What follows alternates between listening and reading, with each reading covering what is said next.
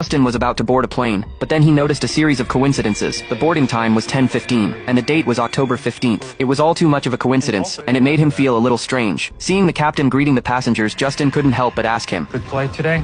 Very good.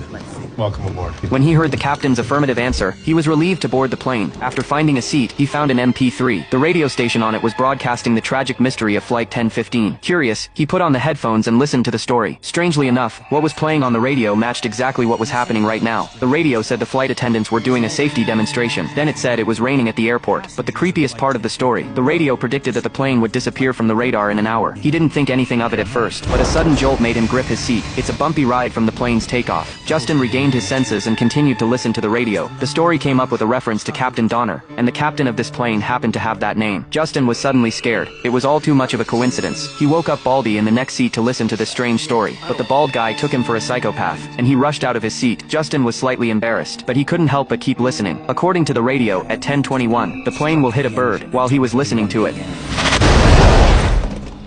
this is all too weird. He rushed into the bathroom desperately trying to calm himself down. He went back to his seat and called the crew to ask if the plane had hit a bird. The crew smiles and denies it. He calmed him down and turned away. Justin became even more upset. Then a man behind him suddenly poked his head out. He told Justin with absolute certainty that the plane had just hit a bird. Because he was a retired pilot, he's seen this happen countless times. In order to avoid panic among the passengers, the staff would always choose to hide the truth. They never tell the passengers the truth. Justin was finally convinced that what he'd heard on the radio was true. An hour is about to pass. According to the prophecy, the plane will disappear soon. We know that the last words spoken by the pilot to air traffic control were, "Good night, New York." We also know that it disappeared at 11:15 p.m.